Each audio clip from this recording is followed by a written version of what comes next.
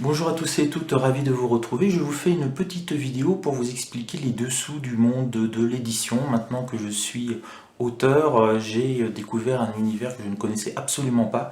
Et donc dans cette vidéo, vous allez découvrir combien gagne un auteur, un éditeur, un distributeur, combien va toucher Amazon sur la vente d'un livre ou votre libraire préféré. Et puis ça donnera peut-être des envies à certains de se lancer et de se mettre à écrire, comme ça ils auront toutes les informations utiles que j'ai découvertes en devenant moi-même auteur. Alors, n'oubliez pas de vous abonner à la chaîne YouTube, on y parle bourse, trading, économie et plein d'autres choses. Et vous avez maintenant 2 vidéos par week-end qui tombent de manière aléatoire, donc mettez bien la petite cloche pour recevoir l'information sur la vidéo. Et bien entendu, n'hésitez pas à mettre des pouces, des likes, c'est toujours agréable et ça donne très envie de continuer à faire les vidéos. Alors, sur la vente d'un livre, je vous mets déjà la répartition d'un prix d'un livre hors taxe. Hein. Vous avez bien entendu l'État français qui prend 5,5% sur un livre. Donc concrètement, sur mon livre Devenez Trader Pro qui est vendu 49 euros, en hors taxe, il est aux alentours de 46,50 euros, 46,60 euros. Hein. L'État récupère quasiment déjà presque 3 euros sur le prix du livre. Les auteurs, et c'est la mauvaise nouvelle si vous voulez devenir écrivain, sont ceux qui touchent le moins d'argent dans le système de diffusion d'un livre. La moyenne des auteurs, et ça c'est la source du ministère de la Culture, mais j'ai été vérifié chez les grands éditeurs, ça revient toujours à peu près sur ces chiffres-là, à 1% près. Les auteurs en moyenne touchent 8% du prix du livre hors taxe. Si vous êtes inconnu, on est plutôt chez les grandes maisons d'édition aux alentours de 5%. Si vous êtes un auteur, un méga star qui va vendre des centaines de milliers ou des millions de livres, vous êtes dans les 15% à peu près. Donc la moyenne se trouve aux alentours de 8%. Quand vous êtes un auteur connu avec un certain succès, vous êtes aux alentours de 10% à peu près. Moi personnellement, je touche 10% sur la vente, 10% sur la vente de mon livre, parce que j'ai un éditeur qui s'appelle JDH Édition qui est extrêmement généreux et qui veut donner plus que ce qui se passe habituellement dans le système aux auteurs. C'est une maison d'édition dynamique et il favorise les auteurs, donc merci à lui. Donc à peu près 8%, hein, 10% maximum si vous avez de la chance dans les maisons d'édition. L'éditeur va toucher 20%. Alors ça peut paraître beaucoup par rapport à l'auteur, vous dites mais il touche 2 fois plus. C'est pas tout à fait le cas. Quand j'ai écrit le livre, j'ai envoyé à l'éditeur le fichier Word. Terminé. Après, il y a eu un travail de mise en page, un travail de relecture, et puis la couverture, la graphie, etc. C'est pas tombé comme ça. Donc il y a des gens qui ont travaillé derrière pour pouvoir sortir un produit fini au-delà d'un simple fichier Word de base. Ensuite, il faut l'imprimer. À peu près, le coût d'impression, c'est 15%. Alors, ça va dépendre des livres. Si c'est un livre de poche, c'est beaucoup moins. Si c'est une BD avec des couleurs, ça va être beaucoup plus. Et c'est là où on fait des choix. C'est là où on fait des choix et où les éditeurs vont jouer et vont gagner un petit peu plus sur les marges. Que le livre soit un livre de poche ou que ce soit un gros livre, entre guillemets, pour l'auteur, ça ne change rien. Il touchera toujours ses 8%. C'est l'éditeur qui va peut-être avoir un petit peu plus de marge. Je vous montre un livre en format livre de poche, Viviane Forester, L'horreur économique. C'est un livre que j'adore. Et au bout de quelques années, toutes les pages sont devenues jaunes. Les caractères n'ont pas rapetissé, mais c'est mes yeux qui sont moins habitués à lire des petits caractères. Donc ça, c'est un choix, c'est le choix économique. Pas pour vous, mais pour l'éditeur. Ça lui permet de gagner un maximum d'argent. Plus les caractères sont petits, moins il y a de pages. Et qu'est-ce qui coûte cher quand on est au niveau du prix de sortie d'un livre? C'est le nombre de pages et la qualité des pages. Donc par exemple, chez mon éditeur, on a décidé de gagner moins, il a décidé de gagner moins en tout cas, et faire du qualitatif. La qualité des pages est très largement supérieure, ce qui permet d'imprimer des graphiques qui sont extrêmement lisibles, et c'est écrit en gros caractères. Pourquoi c'est écrit en gros caractères? C'est pour que ce soit facile à lire, agréable à lire.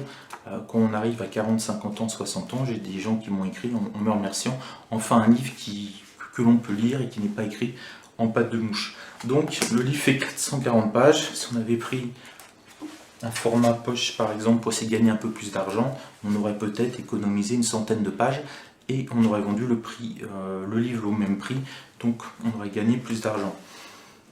Donc là c'est à peu près le seul endroit où l'éditeur a une marge possible, ça va être sur la qualité du papier et sur la taille d'impression.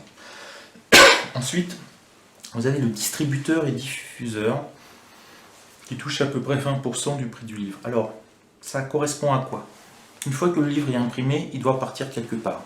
Il va partir chez des distributeurs qui vont ensuite le diffuser. Donc il y a un travail de stockage. Et puis de l'imprimeur à votre libraire, de l'imprimeur au stockage Amazon, ça part dans des camions, etc. Donc là vous avez des frais de diffusion. Et ensuite vous avez à nouveau des frais de diffusion, c'est quand vous le commandez par exemple sur Amazon, ça revient chez vous, et là il y a aussi des frais de diffusion. Donc grosso modo, les points de vente touchent à peu près 37% du prix du livre. Si en plus il les stocke et qu'il les distribue, ça arrive à plus de 50%. On arrive à une marge de 50%, 52% et à peu près 5% de frais d'envoi. Donc ce qui veut dire concrètement, pour mon livre qui est vendu 49 €, si vous allez le chercher dans votre libraire préféré, votre libraire préféré va gagner environ 50% du prix du livre. La moitié, il va toucher à peu près 25 €, ce qui est 6 fois plus que l'auteur lui-même. Et si c'est Amazon, ils vont toucher encore un petit peu plus parce qu'ils ont des économies d'échelle. Donc Amazon, on peut rajouter le point de vente, plus à peu près 15%, 16% au niveau de la distribution. Pardon, je suis un peu malade. Donc ça fait environ 53%.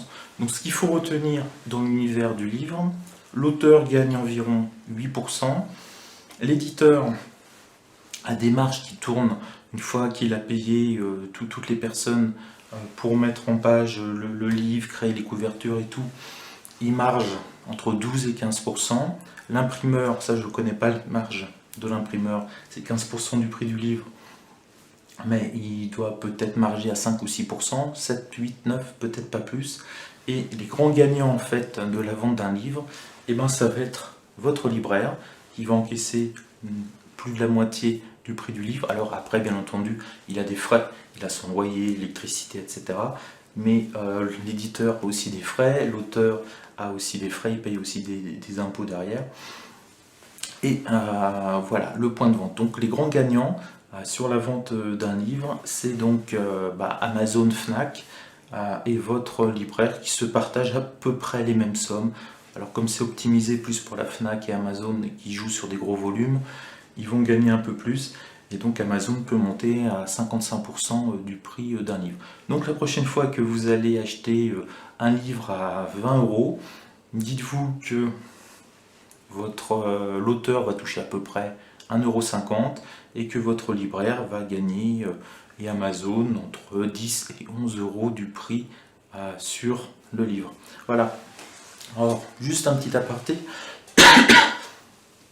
L'auteur, c'est finalement une forme de paysan. On entend toujours dans le circuit de la grande distribution le paysan qui ne comprend pas pourquoi il vend son kilo de tomates à 20 centimes et qu'il le retrouve finalement au point de vente à 2 €. C'est à peu près le même principe et c'est à peu près les mêmes marges, les mêmes différences.